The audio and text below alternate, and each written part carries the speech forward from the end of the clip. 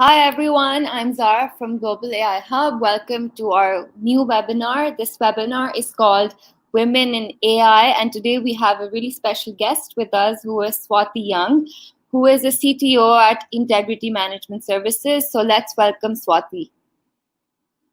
Hey Zara, thank you for having me on the show. Hi Swati, thanks for being Hello, with us. How are you doing today? I'm good. How about you? I'm pretty good. So what is it that you're going to talk about today? Can you give us a brief background of what you do and what you're going to talk about? Sure. So my background is I've been a technologist for many years, over 2 decades, and held every role in the world of technology. Started off as a software developer and managed to be the director and senior director of engineering. And right now I'm the chief technology officer. And a couple of things that I'm passionate about right now is artificial intelligence, implementing human centric AI applications, and also ethical implications of AI. I'm a Women in AI ambassador. Women in AI is a nonprofit that started in France and has members with over 90 countries. And our goal is to increase women and diversity in the world of artificial intelligence. So today I am going to talk on the topic of women in AI and why women throughout the world have to be excited about the opportunities provided by artificial intelligence. All right. First of all, I'd like to add you're like the first person who I've seen is like a woman, and she's a chief technology officer and a software developer. So big congratulations to you for that. And So, best of luck for your talk. thank you. So the stage is yours. Thanks again. So I'm going to share my screen. Let me know if you can see the presentation. Can you see the presentation, Zara? Hello? Can you hear me? Yeah, now I can. Can you see the presentation? Yes. Okay. So the title of my presentation is You Can't Spell Artificial Intelligence Without Art and Why AI Needs the Human Touch. And we as women bring that to the table and we are best suited for it. So let me start off by saying that AI has seen unprecedented growth in recent times. Without our knowledge, AI is on our fingertips every single day. For example, did you know that your spam filter in your email or Gmail uses artificial intelligence to mark it as spam? And so that you don't read emails from kings of Nigeria wanting to send you money, so artificial intelligence actually marks it as spam and trashes it for you already. The other simple use cases that you've seen of AI at your fingertips is Amazon and Netflix recommending a certain product for you, personalized for you based on your past historical information. And then Uber, if you've ever used the taxi cab Uber, you would be aware that it also uses artificial intelligence to determine the price of your ride so that when you're getting off of office, before COVID, obviously, at 5 p.m., the price surge takes place and charges you more than if you're traveling, say, at 1 p.m. in the afternoon. That uses AI too. And other things are like voice bots, Siri, Amazon, Echo, or Alexa, and also Google Home. They all use artificial intelligence to understand what question a human is asking and responding accordingly. And the last example I have here is a very simple thing that you have used in the past on Facebook called photo tagging, where you can tag your friends and automatically it recognizes you. It's a simple thing for you, but behind the scenes, there is an artificial intelligence algorithm that's actually running the show. So these are some very simple use cases of AI that's at our fingertips. So we are using AI currently, whether we like it or not. So in the news is other stuff like this, right? So Elon Musk has given a statement that AI is more dangerous than North Korea, and we have heard news like Sophia, that is a robot, was presenting at the United Nations. We see a robocop roaming the streets of Dubai. And then we've also heard other news that AI is going to take away our jobs, and also all humans are going to be replaced by machines. And today I want to demystify that, and also talk a little bit about why we as women have to be super excited in the age of AI because of the opportunities it presents to us. So here I'm presenting right and left side images of the same website. And this is what is called a heat map. So basically, what you see is when a user looks at a website, how is the data or the image appearing to the user based on where they are looking? This is called a heat map. So if you look on the left side, a person searched for a recipe, they're looking exactly at the recipe. And according to research, this heat map is that of a male who look at a very, very objectively at the web page. If you look on the right side, the heat map presents a women or woman looking at a recipe who scrolls all over the website and not necessarily the particular recipe. So this gender data of heat maps helps us understand that when we are designing websites or AI applications or software applications, we have to keep in mind that men and women might use the application differently, and we have to design for both of them. The next one, what I want to talk about is target customer persona. A customer persona is a type of user who is going to use your application. Recently, we heard in the news when Apple released its newest credit card called Apple Credit Card, Steve Wozniak, who is the co-founder of Apple, his wife was rejected when she applied for Apple Credit Card. So interestingly enough, the personas sometimes when we design the applications might not have considered enough data related to women. But your marketplace consists of men, women, and these days transgenders. So keep in mind every type of persona when you're designing your application. This means men and women might differ in how they use the AI application. So you need to keep that in mind when you're designing. The second thing I want to emphasize is the gender-based UX experience. Research suggests that women approach something very holistically because they focus on social relationships as well as communication and are higher EQ, whereas males approach things at a very detailed manner and an individualistic manner based on very action-based material success. So based on this user research, you can actually design your applications differently based on both the personas that we have shown here based on the gender-based UX research. Next, I want to talk a little bit about bias data and why it is important with regards to women. So when you talk about artificial intelligence, the most common usage of AI is what we call as machine learning. Machine learning learns from vast quantities of data and makes predictions based on either the person's face or maybe makes a prediction about a future use case.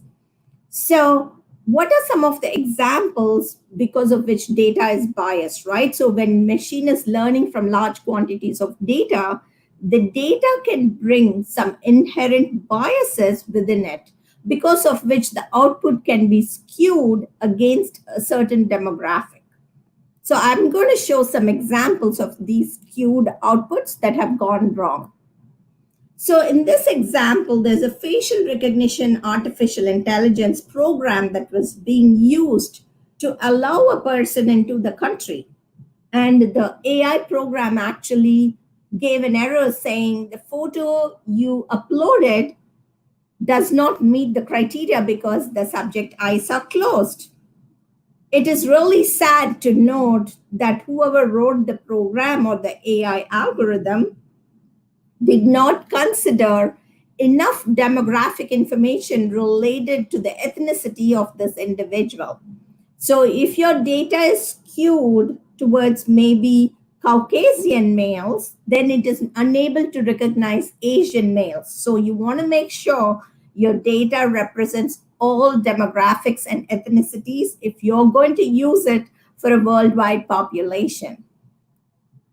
The next example I wanted to showcase is actually a test or a prototype where a beauty contest was being judged by an AI. And some unfair practices came out of this beauty context. For example, the AI only chose 70% of the contestants to be in the topmost layer or topmost winner of the beauty contest are all fair and are of Caucasian origin. So it again shows that the artificial intelligence program did not take into account enough demographic information, because of which its output was biased. And we want to avoid that situation.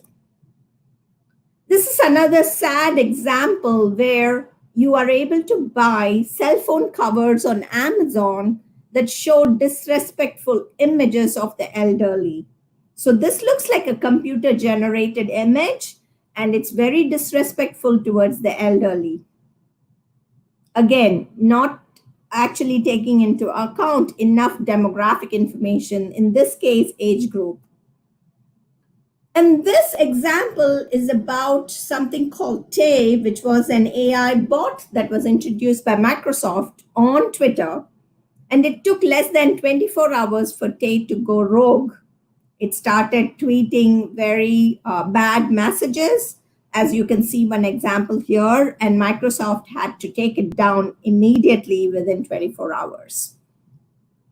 Obviously, Tay was not designed to handle every use case that a human would say while interacting, because it is learning from what others are saying. This is an interesting research that was done that shows how the voice bots like Siri, Alexa, Cortana, and Google Home react when human users abuse it. And interestingly enough, this research shows that most marketing campaigns or most of the voice bots are using a female voice in order to increase their marketing outreach or increase the market share. And this brings the question, why is female voices being used, or in this case, maybe even misused? A good example is a local bank here in the United States called Capital One. And recently they released a bot called Eno that was gender neutral. It was neither male nor female. And I think most organizations should start thinking about that as well. So when we talk about the context of what jobs are going to be replaced and what are the most important skills that are required in 2020 and going forward, World Economic Forum actually published a good list of critical skills. And you see the top 3 skills: complex problem solving, critical thinking, creativity, and something like even emotional intelligence. Proud to say that women actually possess this in a much better manner. And artificial intelligence needs arts and humanity to be combined in engineering to produce outcomes that are beneficial to society at large. And in this image, I want to show the left and the right brain functions and why women bring those critical skills to the table. So according to research, the right brain functions bring creativity and imagination and intuition, and the left brain is more analytical, math, and scientific skills. And I think women are uniquely positioned because we bring this right and left brain functions in a combined way very, very well. So we bring creativity, compassion, and collaboration to the table. We also bring empathy, listening, multitasking, intuition, and patience to the table. And these are some of the critical skills that are going to be very important as artificial intelligence applications are used more and more in the world. So, why is it important? Because AI today is augmenting human intelligence, but tomorrow it can help in automating a lot of human jobs. And the only differentiator that can actually help not replacing all the jobs of humans are these particular functions. So if you're imagining replacing an elementary school teacher who's dealing with a 4-year-old or a 5-year-old kid, we cannot expect an automaton or a robot to actually have empathy, listening, and intuition and patience. This is something that women do really well, and we might bring that to the table. At the same time, when we're designing AI applications, we need to design applications where we have to include some of these criteria or attributes to make that application beneficial to human society. Hence, women and other genders are very important to bring diversity to the table. And hence, we need diverse teams, and women have to be a part of designing, implementing, building, or even leading AI applications. When we talk about women in AI, people think that there are not enough role models, but I think there are enough role models in AI, starting with the previous head of AI at Google, Fifi Lee, who said that if we don't get women and people of color at the table, real technology is doing the real work, we will build biased systems. And I will let a moment to sink that message in, because this is the crux of why we need women and other genders into the world of AI. One way that you want to um, embrace becoming that expert and sit at the table when AI applications are being built. So I would recommend you sit at the table and be involved in the discussions, whether you come from a technology background or not, because unlike traditional software, AI actually needs other expertise beside technology. Then you be the business expert and always raise your hand and ask questions that are important to bring the humanity to the AI applications. Thank you so much. You can hear more such stories on my YouTube channel, Trendy Techie. Connect with me on LinkedIn, Swati Young, or Twitter. My handle is Swati Young. Thank you. Over to you. Hi, Swati. Thanks for the great talk. So, I have a few questions to ask you. So firstly, I'd just like to ask, how did you start with your technological background? Like, what was it that drove you towards technology and, just taking such a big stand being a woman?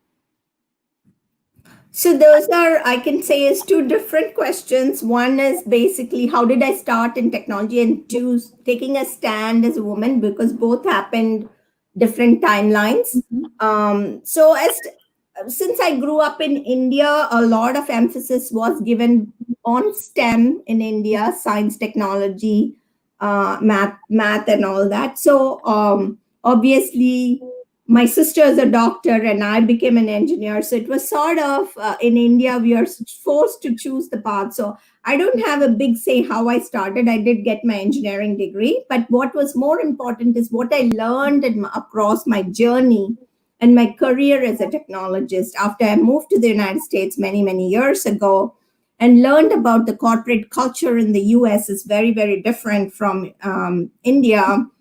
And that's where I could build upon some of my soft skills as a woman. The listening and providing value and solutions to other leaders helped me get promotions because of that, right? So it took me a few years to tap into the skills that I bring to the table as a woman, and also learning along the way that it's very important to voice our opinions. Like I said in the presentation, raise your hand and voice your opinion, be your authentic self, and all the skills that we women bring to the table, we need to capitalize on that. So we have like a lot of young girls these days who are starting out in tech. So what advice would you give to especially like females, young females starting out in this field? Yeah, that's a good question. So, what I would say is think about what your interests are. Initially, actually, 20 years back, if you would have asked me, I wouldn't have liked a technology job. I was wanting to become a writer, I wanted to become a journalist. But thankfully, somehow I landed in the world of technology, and now I write blogs, I do videos. So, I'm able to catch on my creative side. So, what I would say is think about technology as an enabler. So if you don't like to code, it's okay. There are other jobs in the world of technology. I would say first thing is coding is a good practice, you would follow the traditional route and then capitalize on what you can bring to the table. But if you don't want to go the route of coding, there are other jobs in technology that most women don't know or young girls starting out don't know. There is a UX designer job. So, for example, if you're interested in painting and drawing, you can put your skill set into the UX design roles, which is as important as a coding role. And then there are roles like product manager. So, product manager is somebody who has a business acumen and they can connect the dots between how to design or implement a technology solution. So there are jobs out there in the world of technology that need not necessarily want you to do the coding, but also enhance your skills and adjacent to the world of technology. So you can actually support yourself with the jobs of tomorrow, right? And you're not moved away from the fields of technology because women are left behind often with low paying jobs. And I want you to come to the world of technology because technology offers the highest paying jobs in the world today. And I want you to understand, even if you don't like coding, you can do other jobs in the world of technology. It can be marketing, it can be UX design, it can be quality engineering. So think about those fields and don't rule yourself out of the field of technology. Okay, thank you. So that's great advice. So we have one more question, which is what challenges have you faced as a woman being in AI? Yeah, so you face challenges every day. One of the things you want to think about is the feedback that you receive. So, as a woman and a woman of color in the United States, sometimes I often think, is the feedback or a rude comment made against me because I'm a woman of color, or it is because in general. So sometimes those what you say the microaggressions, I usually what I do is I overlook them. I don't let it discourage me. And it took me many years of practice not to let it discourage me. And then I just move on. I keep telling my viewpoints, I keep offering value. So, as long as you're offering value, even if the person doesn't like you, they have to implement some of your suggestions. So, try to be an expert in your field and not take all these disheartening comments to heart. Find your safe place, which means suppose I was in a position where there were a lot of males that are being disrespectful to me, I just moved away and found a new job opportunity. So think about what are the battles you want to fight and what are the battles you don't want to fight. If you find yourself in a situation where everybody is alien and not treating you with respect, then you don't want to fight that battle. So that's what I learned. I decided what battles I want to fight, and most places, if you're offering something of value to them, they will encourage you whether they like you or not. So I have another like a contradictory question to what I just asked. So do you think that there are some benefits of, being a woman, especially in AI and technology, because women are really scarce in this field currently?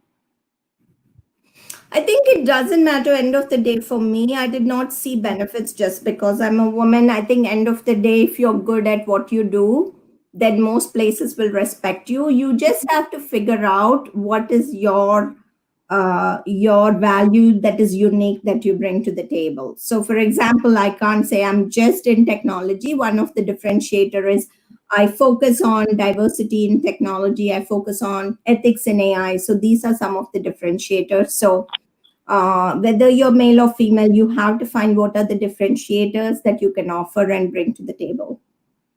All right. So I think also, like, as a woman, you have to work twice as hard, right? At the end of the day, just to prove just to prove yourself. Yeah, I think people ask me because I am involved in 3 or 4 volunteer projects at a time, and I also do my work. I also write my blogs, but Mhm. I don't feel that I'm overworking. I have a 4-year-old son, and I spend enough time with him, quality time with him. It's just a matter of time management, how you streamline. So one of the things I do is I start my day early in the morning, and I get my blogs out of the way, and then when my son wakes up, I can spend time with him. Then later, I spend time at office, and then in the evenings, I spend more time with him. So it's all about time management, and I think end of the day, you have to decide what's your priority. And if it is something like I volunteer on 3 or 4 projects, and I work on a lot of stuff, I write blogs. I don't watch movies until weekend, or no TV until weekend. So that's the it's not a sacrifice. When you love what you're doing, you don't feel like you miss. So in the weekends is when I catch up on a lot of Netflix or movies. But every day there's a lot of things I'm doing for my ambition and personal goals, as well as spending time with my family. So do you have like any role models or any person who kind of led you to choose the field that you're in currently? Not necessarily. As a technologist, one of the things is learning has always been my passion, because if you're in the world of technology, from when I learned, what I learned in college is outdated long back. So you have to be on top of every new thing. I'm just curious to learn. So as a technologist, I landed in the world of AI, and I really loved it. I played with the machine learning, and I really enjoyed it. But role models are there as aspiration, just because they have reached certain heights in whatever they do. Whether it's Oprah Winfrey is a role model in the sense she overcame so many adversities to become the best of the best. So you cannot tell an excuse that I didn't come from a good background. Nobody can be a better example than her, right? So I take examples from all over the world, all over the place. Like for example, there's an Indian actress, Priyanka Chopra. Suddenly I she know has about come to it. the US, and she has proven herself as a global actress rather than Indian actress. So she is one thing. So different people, right? Fifi Lee is a chief scientist at Google. She is now heading a global AI initiative as a nonprofit in Stanford. So I look up to her as a role model in AI. So there are so many women out there, if you have to look, and not necessarily just in the world of technology, right? So you can look at so many. And I know most recently there is a woman whose name escapes me, but she is the author of the book Girl Decoded, and she has founded an AI company from MIT. So now I'm looking up and find her inspirational. So I take inspiration from throughout the world leaders. The Prime Minister of New Zealand is so young, and she dealt with COVID really well. So that is another inspiration. So I would say don't limit yourself to just the world of technology. Look around you. There are leaders and women leaders throughout the world that you can learn from. Yeah, and also I think inherently women always have like this problem solving mindset compared to their male counterparts always. So they obviously do better. So thank you so much for talking to us, and thank you so much for your wonderful talk. It was really nice to meet you and hear everything you had to say. So I Sure. hope Thank you you for the have a great day. opportunity. Thank you for your time, and I hope you have a great day ahead. And I hope You you can too. come here again one and other day. Absolutely. Glad to help, and let me know how else I can help you all. Thank you Thank for the you so much. opportunity, and have a great day too. You too. Bye bye. Bye bye. Thank you everyone for tuning in. Stay tuned next week for other webinars which are coming up. Thanks a lot, everyone. Once again, have a great day. Bye bye.